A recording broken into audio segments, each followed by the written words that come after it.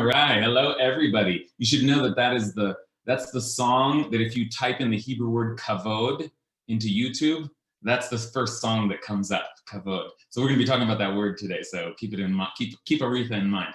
I hope I sound and look okay. I'm having to work out of a friend's office today, but I want to just start by saying that today's a special day for us, for all of us. I have a particular marking that I want to include in our learning today, but we all actually are marking the end of, this will be the last class in Seder Zra'im, in the first section of the Mishna. We started this series during the pandemic, and we have looked at the highlights of all of Seder Zra'im, and we've sometimes rushed along, but sometimes really taken our time, as we've done in Mishnah Bikurim, the one we're studying today. And so this is the last class that in this cycle, and that's a big deal. We have finished one of 6 orders of the Mishnah. We sort of moved through. So we have all these classes recorded, and you can go back and look at them. But if you've been following us, you've really gotten a lot of, I hope you've gotten a lot of deep cuts in the Jewish tradition, because the Mishnah isn't studied as frequently as some other texts are, the Chumash itself, the Torah itself, and the Talmud, and certainly not the agricultural section. And I hope you see we've gotten a lot out of it. I'm also want to just say that I'm dedicating today's learning. Yesterday I had a yortzeit for my father. I wasn't doing any teaching yesterday, so I would just like to, if today's not the day, but just want to dedicate the learning to my father, Yeshua Avram Yosef ben David, Shalach Lolamo, 21 years ago. So may his memory continue to be a blessing. It certainly is for me every day. Okay, so let's just mark our learning with a blessing. Speaking of blessings, and grateful. What a day of gratitude, right? To be able to move through an entire order of the Mishnah is a really big deal, and to be able to do it, in the modern world, and to be able to do it during the quarantine, it's a really big deal. So let's thank God for that.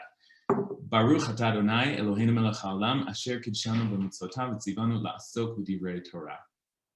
All right. So here we go. I want to start a little bit far afield initially, and ask you if has anyone ever heard of John Rawls or The Veil of Ignorance? I'm seeing some nodding heads. I happen to have studied Rawls because I did legal theory in my graduate studies, and so his was a name that came up quite a lot. He really rocketed to prominence, was maybe the most prominent American philosopher in the 1970s, and he was a political philosopher. And what he was trying to deal with is a famous book called A Theory of Justice. And what he was trying to deal with was a problem, and the problem is, I don't want to try and summarize a man's thought on one foot, but that democracy doesn't lead to justice. It's an old problem. Like, democracy is sort of the best way we can think of to represent interests, different interests in one society, but majority rule doesn't always produce a fair outcome. And frankly, it's a deeper problem than that.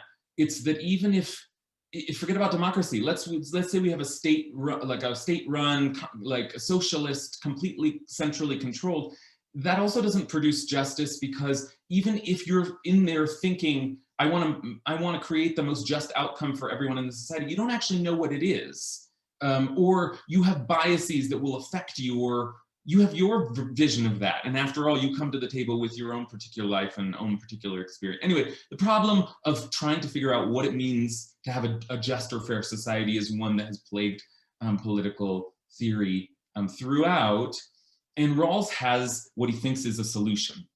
And I want us to look at it today, just briefly, because what he's doing is something our tradition is also going to do, but in a different way. And what he's doing is he's trying to get us to think about what the experience is of someone else in the society that's not us, right? And we've been thinking about this all along. This series that we've been doing on inclusion and exclusion in Jewish ritual, we've been coming across this problem that the people constructing the laws are not always aware of the experience of the people the laws are implicating.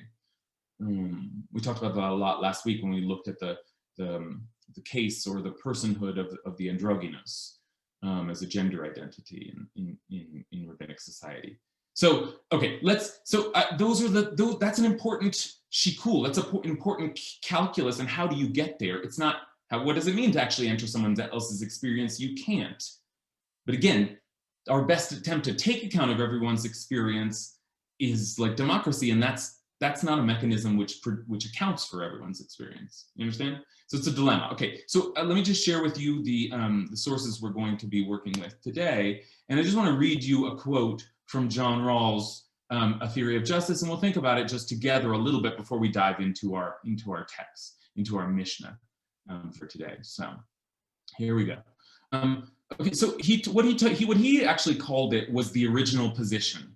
How can you be in an original position, what he calls an original position, in order to clear yourself away of all your prejudices and inclinations towards your own preferences? How do you get to that position? And you get there through the veil of ignorance. So here he begins. Okay, the idea of the original position is to set up a fair procedure so that any principles agreed to will be just.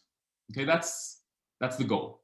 The aim is to use the notion of pure procedural justice as a basis of theory, meaning no value of justice, no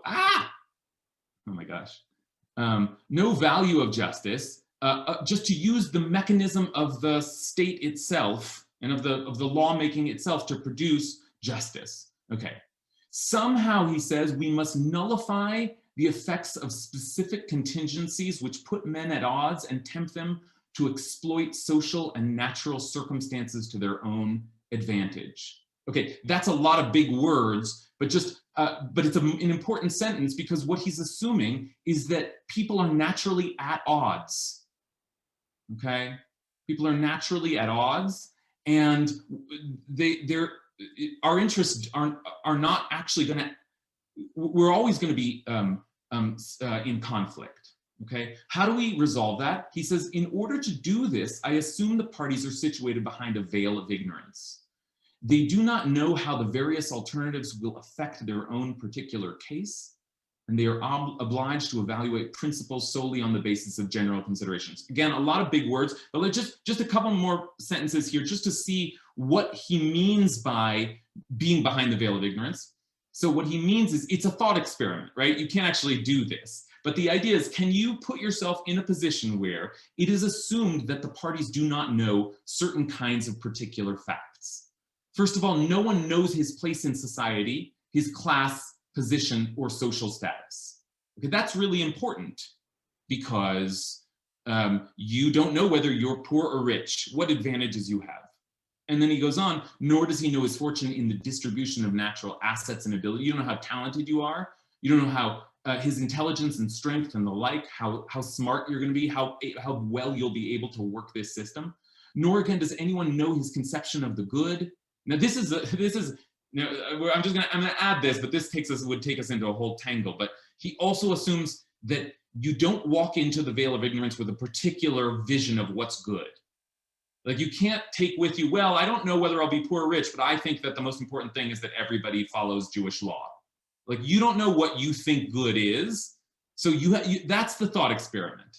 The particulars of his rational plan of life, or even the special features of his psychology, such as aversion to risk or liability to optimism or pessimism. That's interesting. Not even that. You don't even know whether you're inclined to take risks or to be optimistic. You don't know who you're going to be in this society.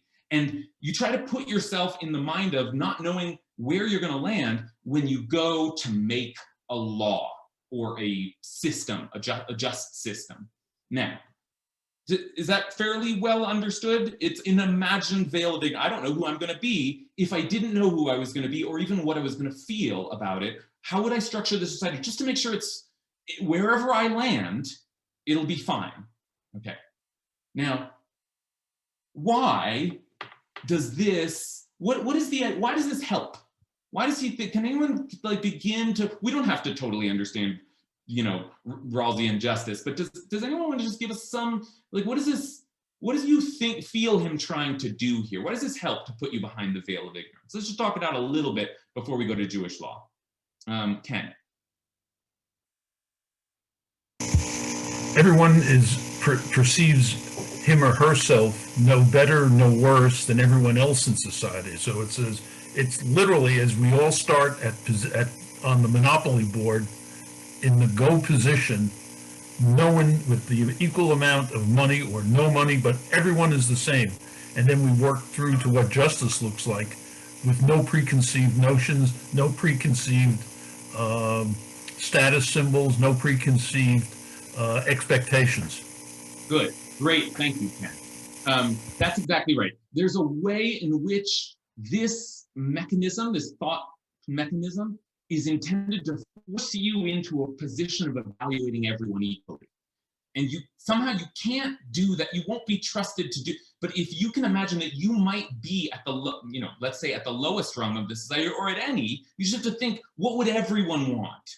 What would benefit everyone? And in fact, the system is designed to account for those who are least benefiting. Right, to make sure we don't leave those people out, or just, that's a minority group, or it'll be fine, or there's got to be some suffering, right? Like I was just thinking, Ken rightly said, anyone, him or herself, right, or themselves, who's in this society. It's funny that Rawls is talking about this, but the writing is very like gendered, right? As we're only starting to see more neutral gendered writing, but that's a good example. Like, how would you gender the language in this society if you didn't know what gender you were going to be? Would you choose the male pronoun? Probably not, right? But that's that's just a new way of putting yourself outside of your subjective experience. Okay, let's take just we're going to take just a couple more thoughts here, and then we're going to go into our Mishna. But this is just a way of getting us outside of ourselves, a classic example. All right, let's go to Jen and then Payam. Yeah, I was thinking though about the idea of privilege and the blindness that comes with that you don't even know what other people are experiencing and what marginalized experiences are like without having some lived experience of it. And this sort of depends on your ability to imagine what your needs would be if you were marginalized. And I think that's a major roadblock for this idea working. Yeah. Let me just say like a much kind of blunter version of what you just said, which is that you can see what he's trying to do here, the problem he's trying to solve, but it's definitely inherently an imperfect problem. I mean, an imperfect solution. Because what he's saying is, well, this will allow you to at least pretend like, but there's still a gap. The whole point is that you're not the other person. And Jen is pointing to that quite precisely. Payam? How doesn't this lead to nihilism or inaction? Because, the person is at a neutral state right now, and you're pretty much telling them you can win $100 or you can lose $100. But they always have the option of doing nothing. Like, this system would just lead to people doing nothing. Yeah, that has been a critique of this model, that people would try to design a system it's a similar critique, frankly, that you hear in any kind of like central planned vision of justice, which is that like people are inherently selfish, and so they're going to scramble for ways to just like not contribute. Again, I think it's a system like any which assumes certain working principles. And here, even though Rawls is saying, well, no principles at all, it's all procedural, he does have a principle, and the principle is fairness. And he spoke about justice as fairness. So that fairness it's like due process in American law. It is a procedural concept. Everybody gets the same, but everybody is treated the same under the eyes of the law. So you would have to come into this with a conception of fairness. Now, that doesn't necessarily answer Payam's problem. Like, do you also have to come into this with a conception of like a thriving society? Maybe if you don't care and you just want to subsist on how does your vision of what it means to have a good life?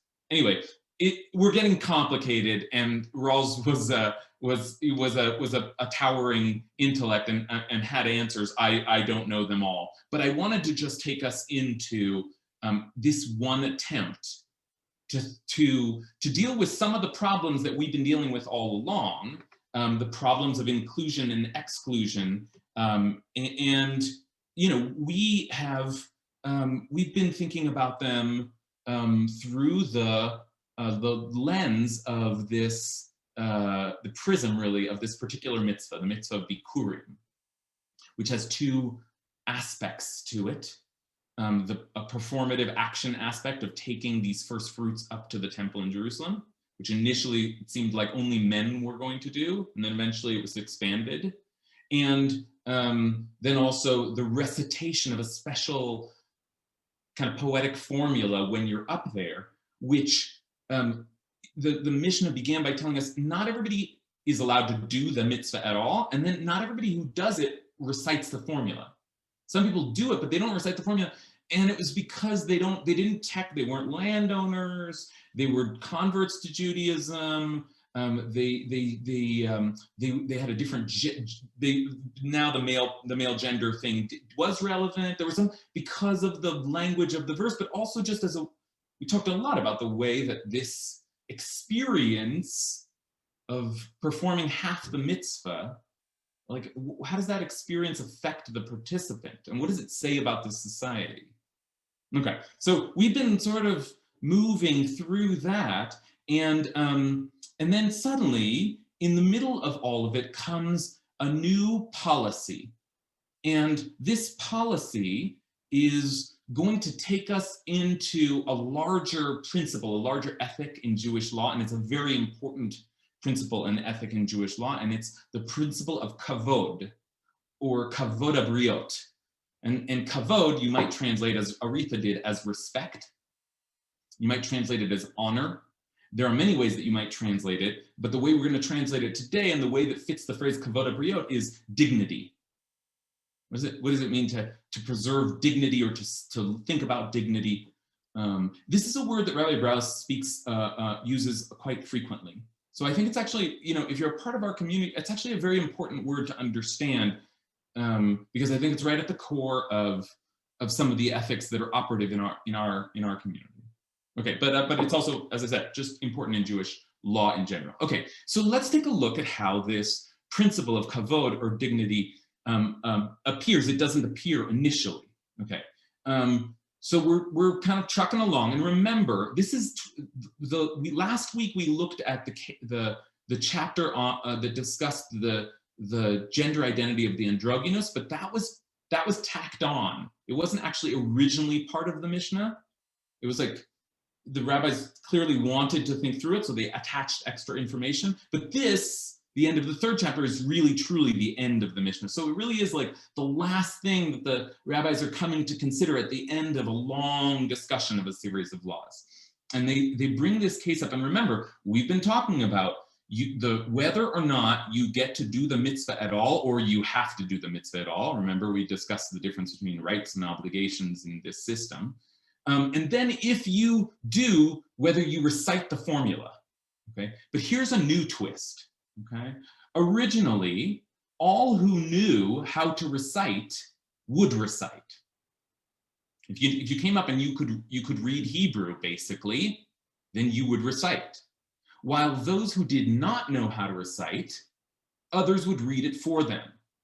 Okay, so you qualify for both halves of the mitzvah. You go up and you own some land, and you're a wealthy patriarch in a tribe.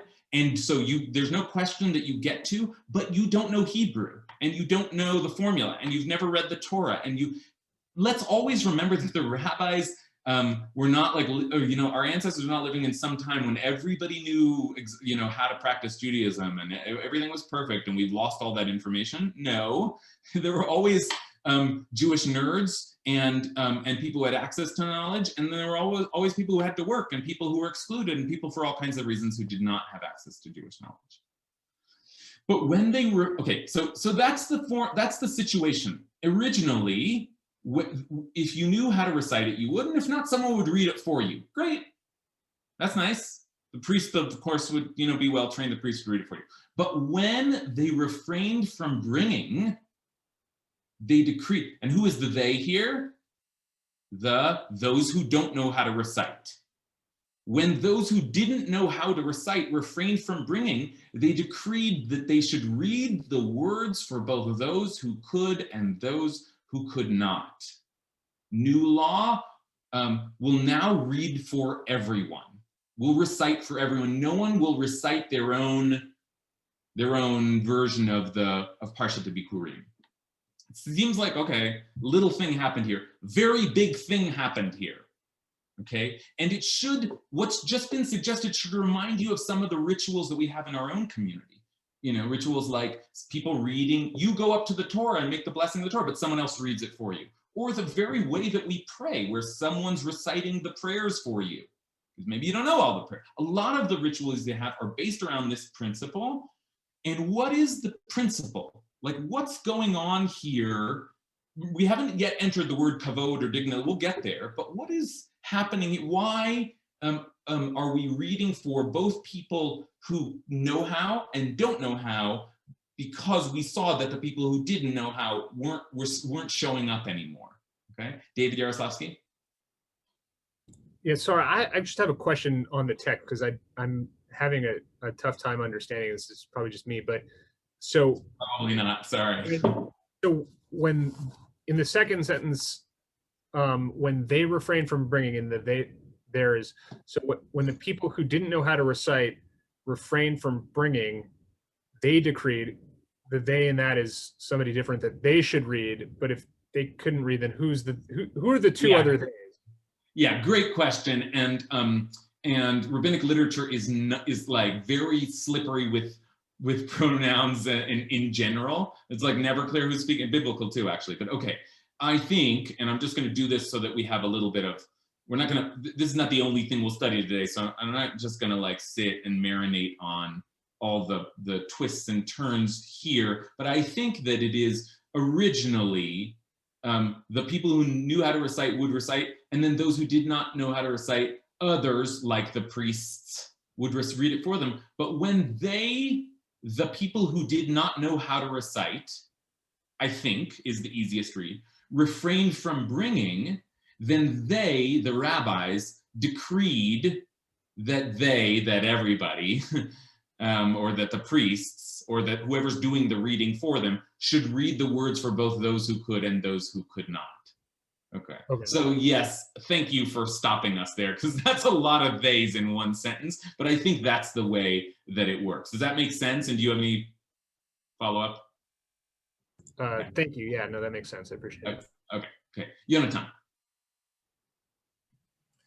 Yeah, so I think that the values here, there's a tension between, I think, 3 values that's coming through here, and 2 of them went out. So the rabbis clearly value human dignity, right? And the ability of people to perform this mitzvah without being singled out as illiterate. I think there's another value that wins out here, which is they want people to perform this mitzvah. And they value the mitzvah itself.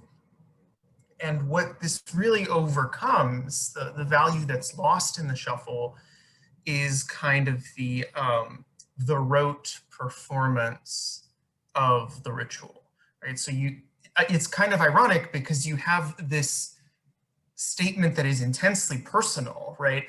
My father was a wandering Aramean, and let me tell you about all the slavery and everything in my personal relationship to God. And even the people who are capable of saying this now can't say it anymore because someone else is saying it for them, out of consideration for the first 2 values. That is thank you so much for that. That is such a very helpful summary of a lot of the values in tension here. Now, the only place I want to quibble is, and it's inevitable, the first one, Yonatan calls human dignity, and that's inevitable because I sort of framed the whole conversation that way, and yes, we are heading that way, and that is one way to think about it, but they haven't yet used the word dignity, and we could use different values there, like the rabbis worried about people being ashamed. And maybe maybe dignity is the opposite of shame, maybe. But there are many ways, I just want to say, to formulate what the rabbis were feeling here. Oh, this is not good. So that's one thing, is that some people are feeling, as Yonatan put it, like every time I go up and I perform this mitzvah, I have to look like an idiot. I look like and how many of us, by the way, I remember terrified every time I got an aliyah, after I was bar mitzvah, every time I got an aliyah, it's like, oh my gosh, Asher Bachar Banim, I would like practice Asher Bachar Banim, and then I get nervous, and there's one that's beginning, like, and I don't want to perform the mitzvah. I just feel like, thanks, I'll just sit here, thanks. Has anyone else ever felt that way? Because I certainly have. So that's value, and that the rabbis have. How we label it, Yonatan's right. We'll soon talk about dignity. We're not there yet. Then Yonatan talks about, but the rabbis don't like that idea that I'm going to just sit there and no longer want to participate. That's not good. We don't want people decline. People who they've determined are eligible for the mitzvah are now declining. So at least that's stressing the rabbis out. And then I think Yonatan adds something really important, which is, and we might have come to it a number of different ways, but what about the people who want to perform the mitzvah? Like, mitzvah, b'shlemuta. Like somebody who knows how to do it and wants to do it. I'm getting up there and like I mastered Judaism. I love this. And you're telling me now I can't because, this person over here can't. That's not, so that's one way, it's not fair, but Yonatan didn't frame it that way. Yonatan just said, yeah, like, are we losing we're losing all access to and it becomes rote. I will now recite the blessings for you. I will now read the Torah for you. I will now say all your prayers for you. What happened to prayer? What happened to, anyway. So you see the problem? I think that's a very beautiful summary. Does anyone want to add to it or nuance it or disagree with it before we move on? I'm hearing a little background noise, so check your muting. Okay. All right. That is I think, I'm going to take advantage of Yonatan's having sort of summarized it so nicely, in part because I don't want us to be too stuck in this example, because we're going to soon get to a bunch of examples and I want us to see them all. But the strangest thing happens before we get there, because this is a big deal, this Mishnah, that suddenly said we're going to create a new institution. And the new institution is, when some people are not capable, or when some people maybe just feel like embarrassed, or when somebody's dignity, this is the formulation we hope to get to eventually, is lost or diminished, then what we're going to do is we're going to make sure, we're going to do away with the distinction that created that sense of indignity. We're going to just neutralize it. And there's a mechanism for it, like we'll recite it on your behalf. But I just want to point out that part of what's happening is everybody's going to have the same law in order to avoid the indignity to one. We'll start using that word after all. Okay. But then the next Mishnah, so that's, whoa, let's talk about that, and we will. But then the next Mishnah does something very different. It's as if, like, it's a conversation, which the Mishnah is, and the next Mishnah is like, well, on the other hand, so take a look at the next Mishnah, and I'm just going to use this to narrate us right into the Talmud, but the next Mishnah says, oh, but what else would happen is that the rich would bring their bikurim in baskets overlaid with silver or gold. They bring the fruits in these nice golden baskets, while the poor used wicker baskets of peeled willow branches. And then the Mishnah ends, and the baskets and the bikurim were given to the priests. That's it. That's it. Like, what? There's not even a law there. They're just describing, like, but it feels like they just made this huge deal about people not feeling embarrassed. And so like, if you're reading this, the next Mishnah is, and the rich people would have these beautiful baskets, and the poor people had crappy baskets. Anyway, everybody gave their baskets. What? Like, what? Are we not thinking about that distinction? And don't worry, the Talmud is wondering the same thing. Okay, so now we're going to, unless anyone has any kind of questions or is confused or I'm just not explaining something well, let me just pause for any clarifications. Now we're going to see the Talmud take up exactly this question. Like, wait a minute, they let people have different colored baskets? That's embarrassing for some people. Okay, that's where we're headed. Anyone got any questions before we go? Okay. Yeah, Elle. I was also thinking about the quantity of the truma, of the donation.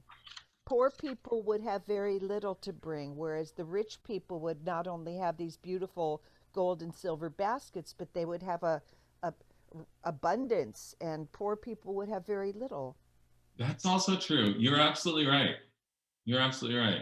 And I must say, as you're describing this, I'm remembering that the Torah itself has all of these like different sacrifices for rich people and poor people. Torah doesn't seem to be so worried about this. But there is some idea that like, if you're rich, part of what you get to do, there's a commandment, but you can do it in this magnificent way, with abundance, you know? And that, I mean, that's still true. If you're rich, you could like, you know, rent out a resort for Passover, like, and it's all kosher, you know, like people do these things. Like it's still true to a certain extent, but to actually have it like institutionalized in Jewish law feels a little, anyway. You saw what happened here in the Mishna. The point is they're right in the middle of digging into the distinctions that might leave someone feeling humiliated. There's another word we might use.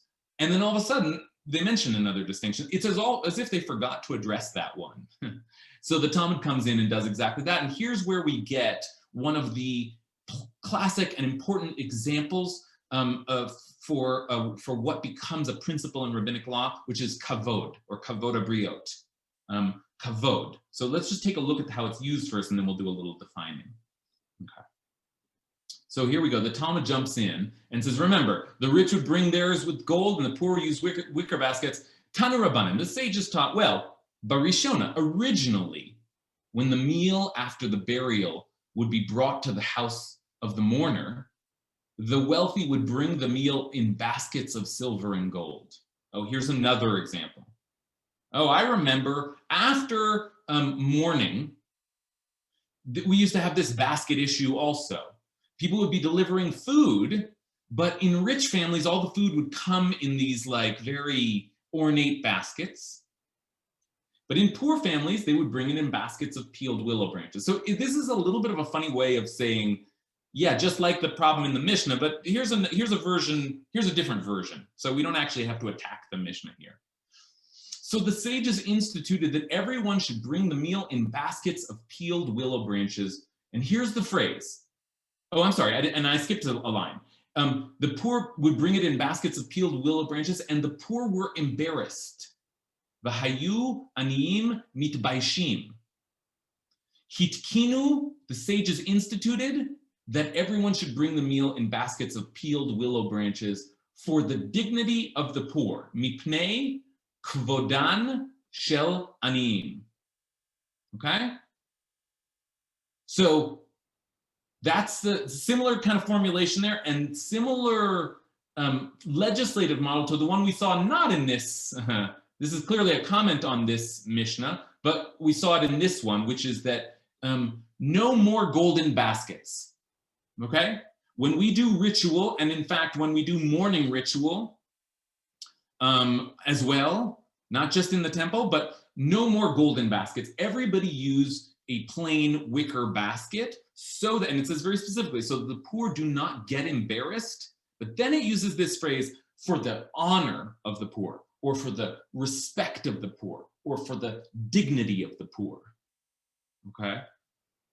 So the question is, what is the dignity of the poor? What does it mean to maintain kvodan shel aniyim? What is their kavod? It's not just that you show them respect, but they have some kavod. Okay?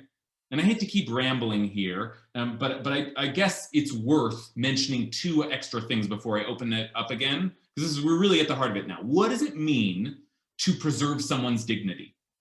And, you know, it's important just to talk a little bit about that word, kavod. Okay? Yeah. So the most basic definition of kavod is that it refers to weight, weighted down, heaviness. Okay, so gravitas might be the best translation. The dignity, the weight, right? The other things that I just want us thinking about, because like we have to put these into the mix, is let's just look at a couple of very, very basic examples of how kavod is used in the Torah. First of all, the kavod is a manifestation of God. One way we talk about God appearing is, look at this, this is a beautiful line. And as Aaron spoke to the whole Israelite community, they turned toward the wilderness, and there in a cloud appeared the kavod of the eternal. The kavod, often translated as the glory of God, or the presence of God. Okay. And then, here's another example, just so we have what to chew on here. Make holy clothes for your brother Aaron. Now, Aaron's the high priest, for kavod and tiferet. Now, tiferet means beauty or splendor or something like that. So whatever kavod is, the high priest wore these really beautiful clothes for this thing: honor, dignity, heaviness, presence, godliness, and tiferet. Okay, so I'm sorry, that's a lot of, I'm like jamming a lot of things at you at once, but it's all to ask you the question, what does it mean? What is maintaining the kavod of the poor? Alexandra.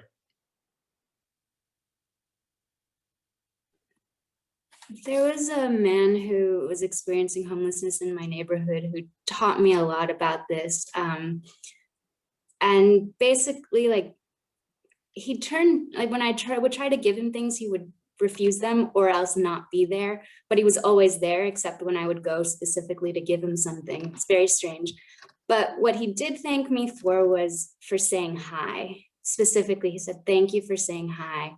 And that really taught me a lot about the dignity of the poor, or the dignity of the human. It was that he thanked me for saying hello. Okay, but good. Not for what I tried to give.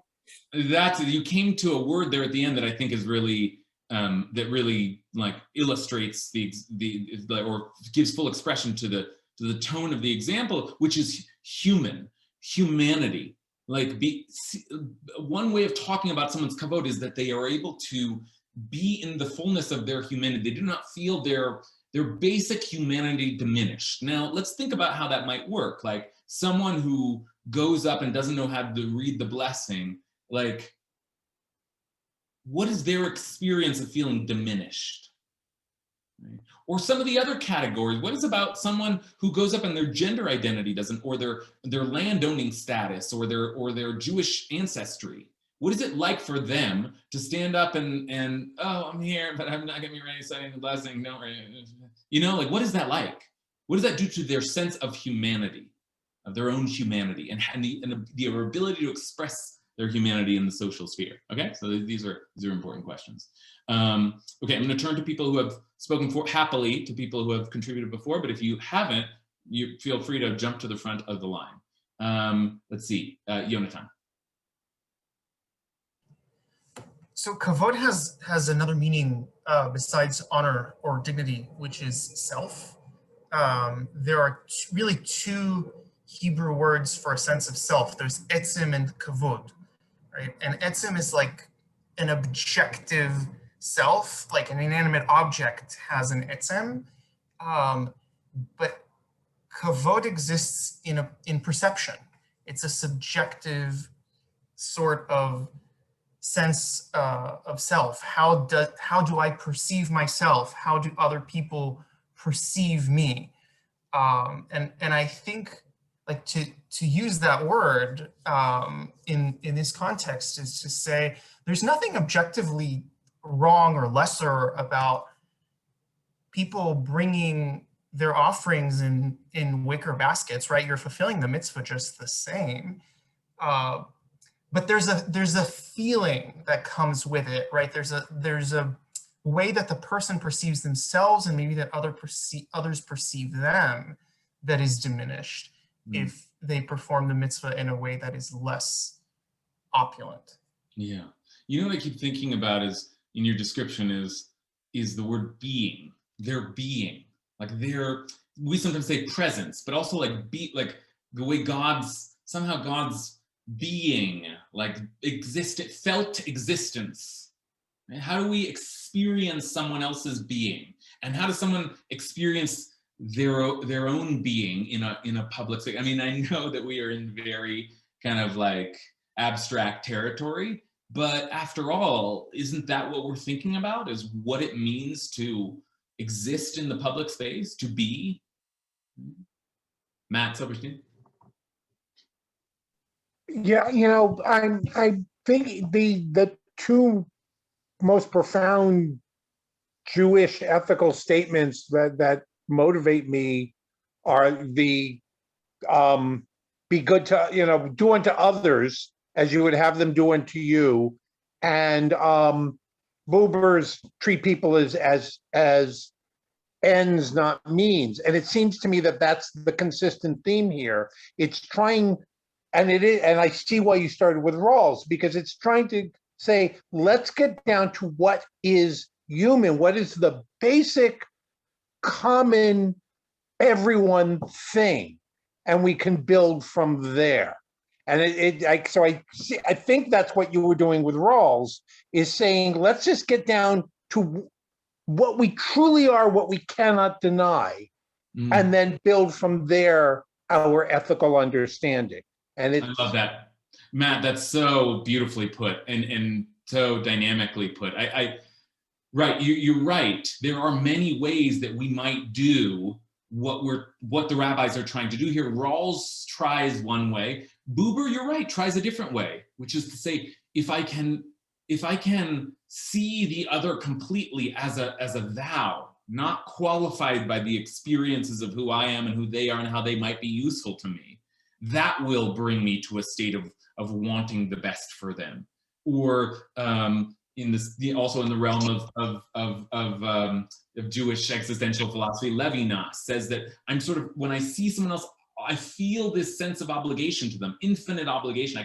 You see and another word that we might enter into this is the Tselem Elokim, the divine image of the person. It commands me to take care of the world. Lots of different versions of what it means to put, and Matt says very nicely, to put ourselves in someone's, I'll say it simply, shoes, but also Matt says more eloquently, to get down to what is most basic and what must not be violated. Okay. I think I saw Susan, but I don't see Susan anymore. Susan again, hi.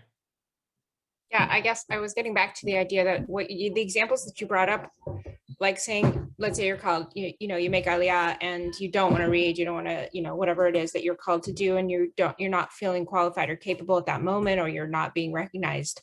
It's a matter of that's a disconnect, and then there could be shame associated with that. So I think that's where you're disconnected from that essential being right there at that moment. And there's a principle in a particular type of psychology in Adlerian psychology where you want to be like all of us want connection, significance, and belonging. And so in that way, I think that's where we recognize that sense of being, and that's what connects us not only to the higher source that we all are here for, but within our community. That's what connects us to one another, and that way we can recognize the humanity in one another at that moment.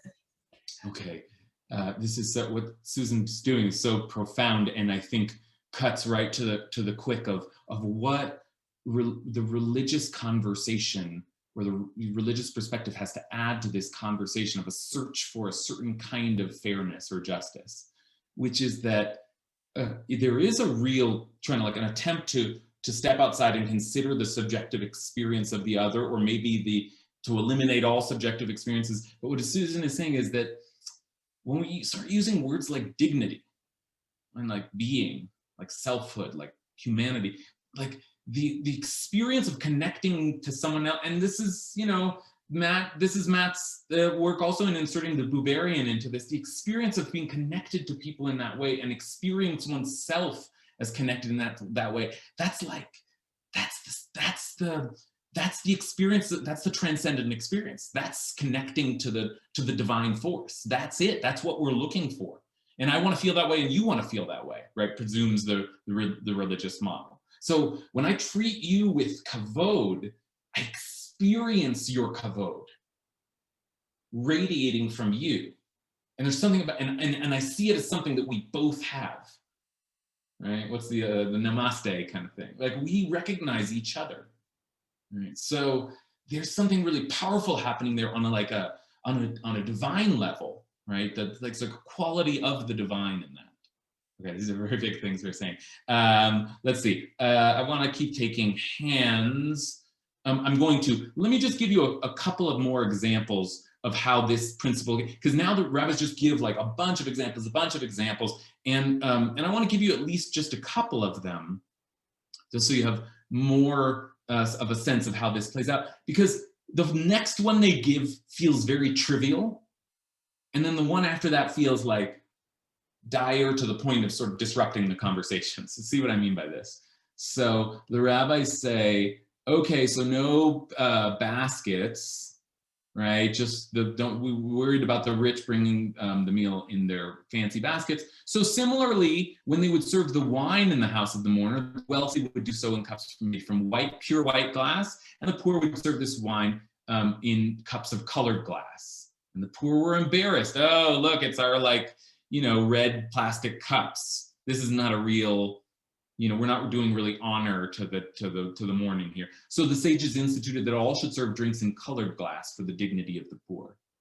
Now, I say trivial because it's like, really? Like the color of the glasses? And maybe it is a big deal, but there is a tension here somewhere. Like, do we really want to all have to wear the same clothes and use the same cups? And there's this critique of a centrally planned society that there's a loss somewhere in the diversity of expression, but we understand the principle. Principle is, at least in this space, in this ritual space, everybody does the same thing so that they will, and think about the ethic that we've inherited of like the plain pine box.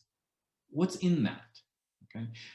But here's I want to say colored glasses, white glasses, is it really that big a deal? It is clearly, but here's a really big deal, and I don't even know how to process this one.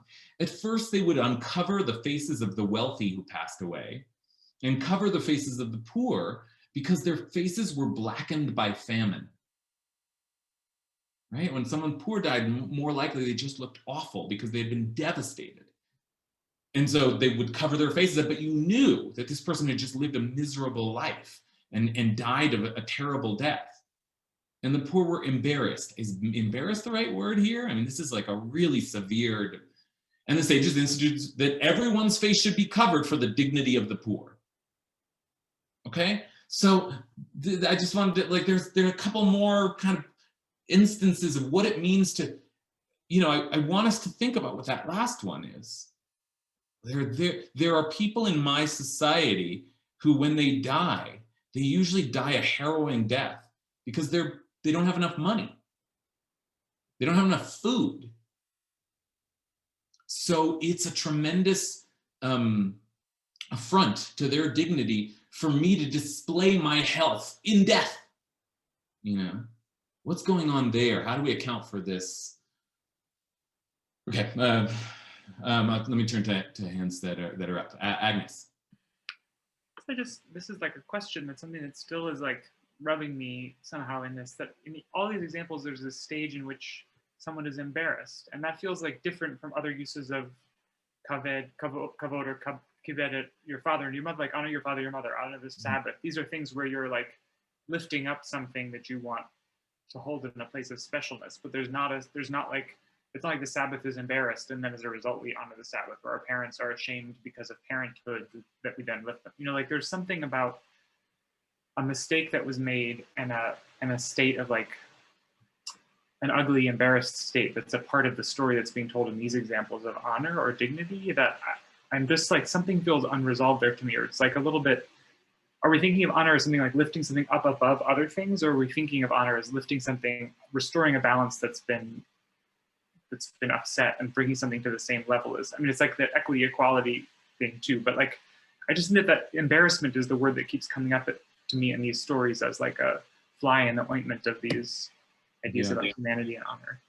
Yeah, yeah. Well, that's well said. You know, I'll just echo one part of it, which is that yes, it's very easy to start speaking in glowing, like the glory of the being in front of you, but these are what's important about them is that they're addressing situations where someone is embarrassed, mortified, there's some concern there that starts this mechanism, triggers this mechanism, and then everybody has to fall in line. I mean, that's sort of the way it works, right? Like those who are in a more fortunate position have to move down or accommodate the less fortunate position, because we're worried about that. There's fly in the ointment. There's something discomforting us here.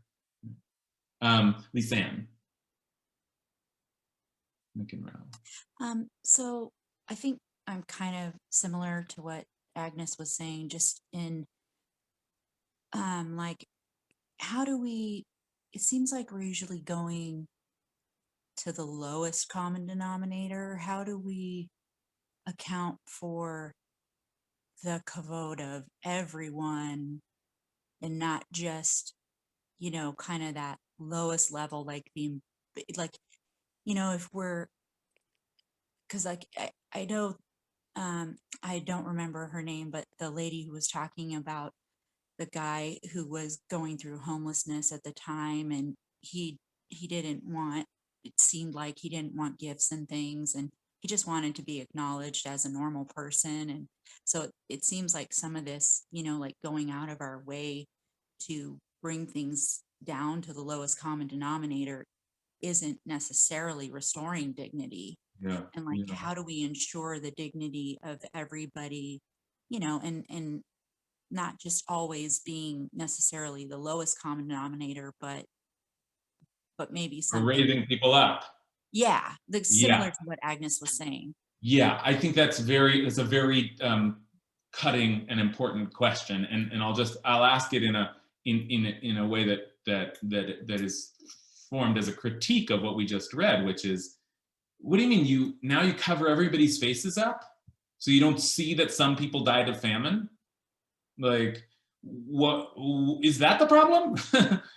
Or is the problem that people are dying of famine? Now, look, that's very easy to say. I mean, I think the rabbis were greatly concerned with famine. I'm sure they probably didn't have the means to annihilate, the starvation around them. But it is it raises the question inevitably. Well, how is our focus? But you raise another kind of general concern, and the last few comments have, which is, well, how come we're not? And actually, Jen's got her hand up. Maybe I'll ask you to respond, Jen. But Jen brought this up in our last class. How come we're not asking the poor what their sense of their dignity would be? I mean, like, how? I don't know. Maybe the rabbis were in dialogue, and I really believe we come from a tradition of people who are so attempting to be so sensitive and so ethical in their practice, but they had blind spots. And did they not think to ask the poor, well, like, how can we get it? There's got to be some other solution. Jen, do you have any response to that? And then I want to turn to Payam, and then we'll close. Oh, Jen, we can't hear you. Every single time. That's why I don't like do unto others as you would have others do unto you, because it implies that those are the same thing. And I think, and I'm going to mispronounce his name, but in Buber, there is an idea of deeply listening. And I think dialogue and listening is not reflected here. And I also think, to echo Agnes, we've got love, or like the appearance of love, without justice in the way that we're talking about dignity. And sometimes that works, like in the Supreme Court rulings that encoded marriage equality, they talked a lot about dignity. That was one of the terms that they used quite a lot. But so often, the golden rule just makes us feel better and doesn't actually help the other person, because we haven't done that deep listening. Yeah. Jen's really done a great job of articulating that gap for us over these classes. I really appreciate it. Payam, I'll give you the last word before. Well, I'm going to give me the last word, but I'll give you the second last word. This feel for me personally is such a weird definition of dignity. Like, if a poor person came to my house, I wouldn't serve them like plastic plates and utensils, because that's what they're used to. I'd give them fine china. You know, like when I go to a mourner's house, even if they're poor people or whatever, I still wear my best suit because I think it's dignified to do that. I mean, I don't know, like maybe it's my Yeah. personal, but it's just such a strange definition of like, I think like dignity is like treating everybody like a king. I don't know. Yeah, yeah. Well said, Paim. And it's both an answer to these questions we've been raising, like, well, what about raising people up instead of everybody meeting at the bottom? But also, I think it begins a kind of a critique.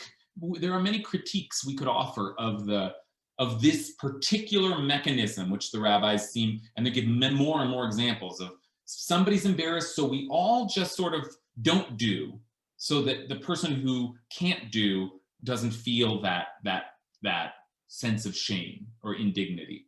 But there are lots of other critiques we could argue, just like we could critique the veil of ignorance as a model. We could critique human dignity as an operative legal principle, you know, and one that came up early on. I mean, Yonatan mentioned this early on, is, you know, is this we want to sort of eliminate the diversity of experiences, right? Like, there's just lots of ways to be, and is it so bad that sometimes there are differences and we experienced it? Like, anyway, we could, I just mentioned that as just like, there are tendrils out there where we could continue to critique and problematize this, but let's at least end by acknowledging that we've come upon here a major principle in Jewish law, and the rabbis will formulate it as so major that whenever an issue of dignity was at stake, the rabbi said, you can't overturn a biblical law for that, but you can overturn any of our laws for that,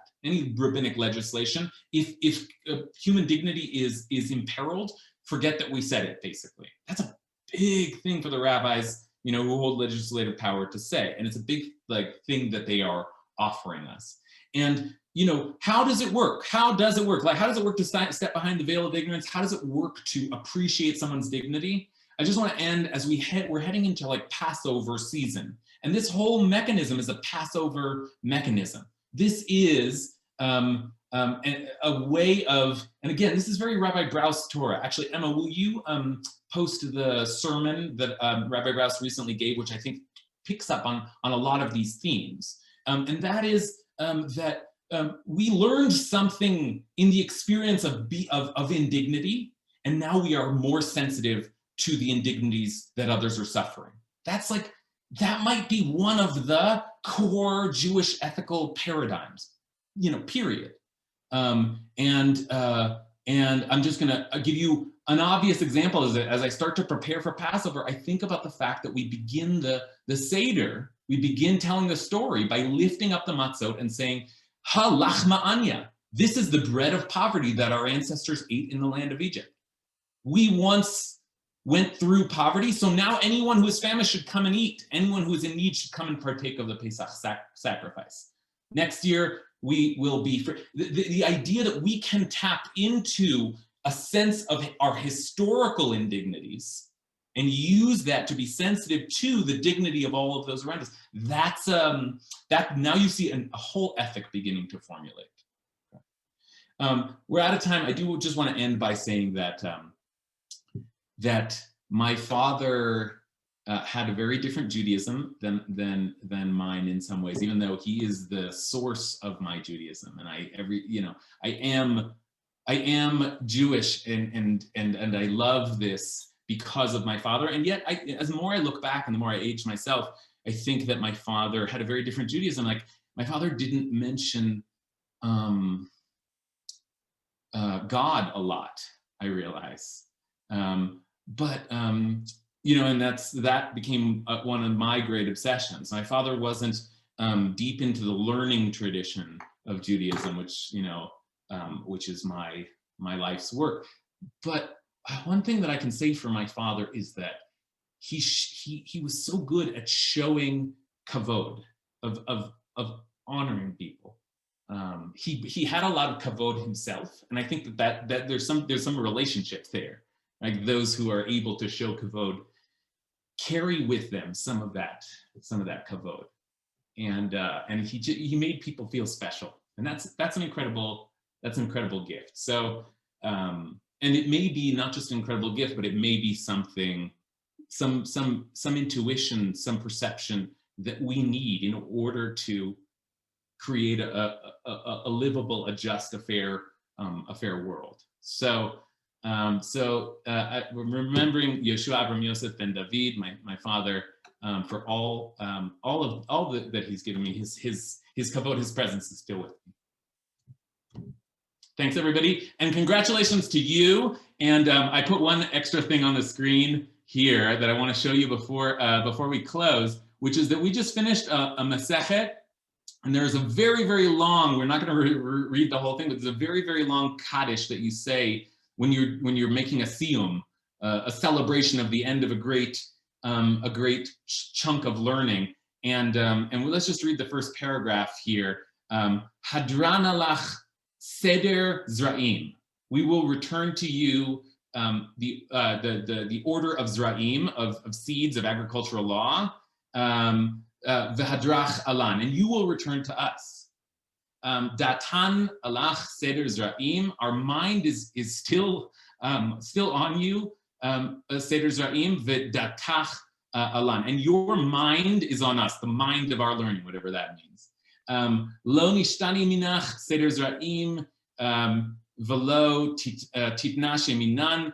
You Lo nitnashe minach seder zra'im v'lo titnashe minan. We will not forget you, and you will not forget us.